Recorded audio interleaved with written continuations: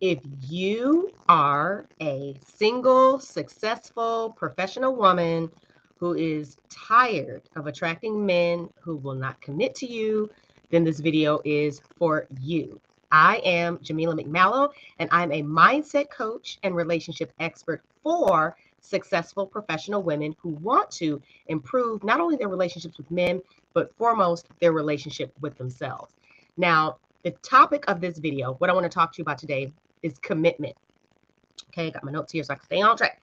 But when I'm talking about commitment, um, it's in terms of we agree to do something and then we see it through and we stick with it until it comes to an end, or until maybe it's ongoing, maybe it never ends. But that is how, in the context of this video, I'm talking about commitment. And so one of the things that we have to understand is that when we find ourselves attracting certain men or relationships or situations into our experience, it is a reflection or a mirror of something that we've got going on inside of us. So I will share a quick story with you. One of my clients, and I am not a business coach. However, the work I do with my clients shifts their mindsets so much that it impacts their business. They all end up making more money. But I have a client, and she was sharing a story with me, and she's an entrepreneur. I work with entrepreneurs and women who, have successful careers in corporate. But this is for the context of this story. She's an entrepreneur, and she talked about a woman that she got on a call with, and a sales call. And the woman, said how she was very interested, said yes, yes, yes, multiple times and all this and that she wanted to move forward in becoming a client in her business. And she set up like a follow-up call with the lady. That's a whole nother story about doing things that way, a two-step sales approach. I don't do that. And I encourage her to stop doing that for this reason, because what happened is the woman made a commitment. And then on that second call, it was like a week span of time. And in that time, she talked herself out of her commitment. She said, oh, well, I don't have the money, or whatever excuses she came up with. But the ultimate reason, when she boiled down to it, when she got down to the root of it, it was that she did not believe in herself. She did not believe in herself that she could come into my client's business and trust herself enough to create a result. She didn't feel that she was worthy of spending that degree of money on and her own transformation. And so not having that belief in herself, allowing that fear to get in the way, caused her not to commit to something that she said yes to. And not only just that part, but the fact that to commit to something that was going to allow her to change her life and to have what she wanted, to create something that she really wanted, that was going to create a legacy for her and her children, her family, etc. And she didn't do it. Okay? Because she did not want to commit to herself. And so one of the things that we have to understand is we have to be who it is that we want to attract. Not saying, oh, we got to act like men or anything like that. That's not what I'm saying. I'm saying, but the qualities and characteristics that we desire to have in a man, in a husband, we have to embody those in ourselves. Okay. And by that, I mean, if I want a man to commit to me, well, I've got to commit to me first. Okay. I am a coach and a mentor and a consultant, and I help my clients. Well, I can't ask them to commit to me and invest in me if I haven't done that first. And I have. I continually invest in coaching. In fact, the coach I'm working with now, we've been working together for over a year. And that's how my clients who get the best results working with me, they stick with me and keep going.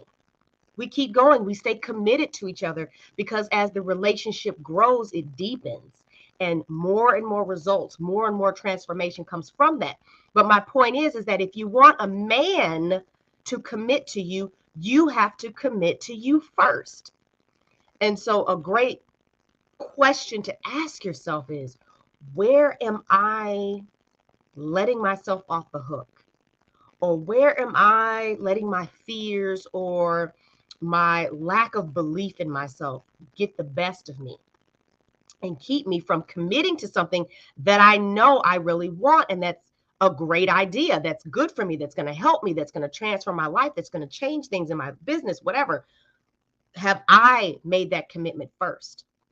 Because see, when you believe that you are worth investing in, like I know, as they say, I'm fertile ground, you plant seeds here, I'm going to grow into something. So if you believe that about yourself, and you believe that a man who decides to commit to you, his whole life is going to change for the better, he's going to experience phenomenal results because you're fertile ground. That's what you do. If you believe that about yourself, if you do that for yourself, you continue to commit to yourself because you know you're going to create results in all these areas of your life, then you can absolutely have the expectation and the belief that a man will be willing to step up and commit to you, commit his life to you, his resources, his time, and his energy by becoming your husband, because you already know that you're worthy of it. Because you've done it for yourself. You've done it first. And here's one for you. You also have made some other commitments. You wouldn't be where you are in your career or your business if you were not committed to learning new skill sets, if you were not committed to creating new relationships, if you were not committed to doing hard things in order to reach the goal or to get what you want. You're not a person who easily gives up. So you know how to be committed to a number of things. You're committed to your children. Okay? But maybe you're not committed to your own health. Maybe you're not committed to investing in your own personal development and growth. Maybe you're not committed to doing things that really only seem to have an impact on you, because you're not understanding that when you invest in you and you grow and expand, everyone connected to you wins. Everyone connected to you expands. Everyone who has the privilege and possibility to come into your space and orbit gets to grow with you and alongside you and experience the magnitude and the grandeur of who you are. Okay? Because I don't help my clients to become something they're not. It's always there. It's just hasn't been unleashed. It's hidden beneath the layers of the limiting beliefs and the childhood trauma and all the stuff that tells them that they can't think, feel, or believe and have what it is that they really desire. And all this is happening on a subconscious level. But my point is that if you want a man to commit to you, if you want to attract a committed man, you've got to be committed to you first. So that means you have to be more committed to your results than you are to your excuses. That means you have to be more committed to what you desire, what you want, than you are to your limitations. If you want to fight for your limitations, if you want to fight for why you can't do something and reasons and labels and all this and that, nobody's going to fight. Nobody's going to fight back. You'll win that battle 10 times out of 10. But that is what you'll be finding mirrored in your relationships. I'll give you an example.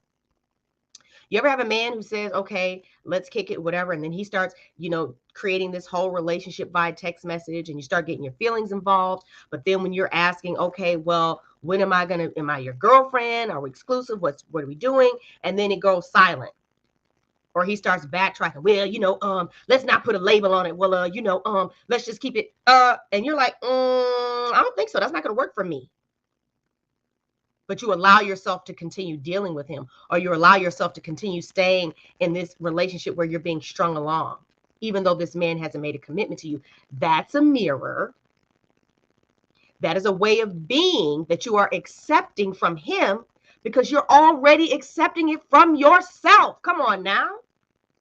Come on. Where are the areas in your life that you have not gone all in and made a full commitment to yourself?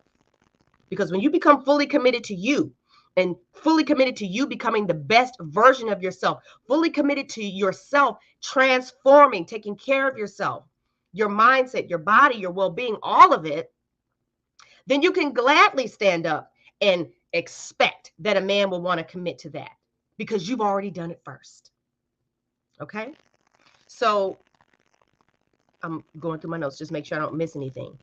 So really, if you want to have a successful, long-term committed relationship with a good man, the first person you have to have a successful committed relationship with is yourself. Hey, Brandy, thank you for being here. It has to be with you first. You have to have a committed relationship, a committed, healthy, okay, healthy, long-term relationship with yourself first.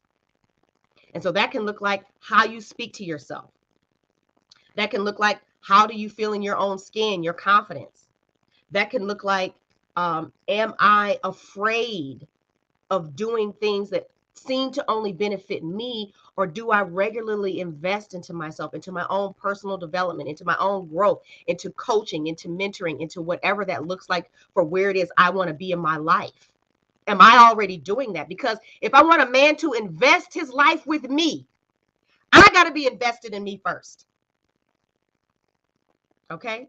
Just like I don't ask my clients to invest in me until I've done it first. I have invested over $50,000 into more than that, into my own personal growth and development. So I can gladly ask my clients to invest into themselves to work with me because I've done it first. I've done it first. It's from a place of integrity. You can't expect a man to show up and put a ring on your finger when you have not even done that for yourself. You have not even committed to giving yourself the best life that you possibly can on your own. And I'm not saying that you have to go out there and try to, oh, I have to find a way to be happy I'm alone, or I have to find a way to be happy I'm single. No, I'm not saying that at all. Hey, listen, after my divorce and I was single, I said, okay, well, this isn't for me. I'm not, there was no sense of pride in trying to carry a whole household by myself, doing all the duties alone. I'm like, no, I like being a team and a partnership. You do that part, I'll do this part. We'll work together to run a household. Running a household takes a lot. And so when you have two people, it's better. Two are better than one, right? And that's not a weakness. I know that. Me desiring to be married and have a husband was not a weakness on my part. It was a natural desire. The key is not to slip into desperation and not having any standards and accepting deal-breaking behavior and choosing poorly. Okay, you have to spend some time alone to do the work so that you understand how to choose wisely, and so that you understand how to show up in a healthy way in that relationship. Because if you've only ever been in toxic relationships, guess what? You don't know how to behave in a happy, healthy relationship. You've never seen it, never experienced it. It is a skill set. It is a new way of thinking, feeling, and believing about yourself, men, and relationships. So it's something that has to be learned. It's something that has to be embodied. It is a new identity that you have to step into and become in order to experience. So have you committed to yourself on that level? To becoming the best version of yourself, the next version, because there is no like ultimate version. It's what's the next version I need to step into? Who do I want to transform into next? What identity do I need to stand in order to be the type of woman who has the life and relationships that I truly desire, and not just desire, but that I deserve?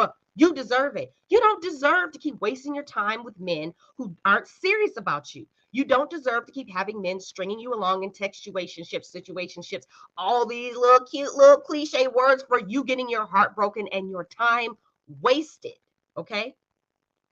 You don't deserve any of that. You absolutely deserve a man who thinks you're the sun and the moon and the stars and wants to spend the rest of his life with you.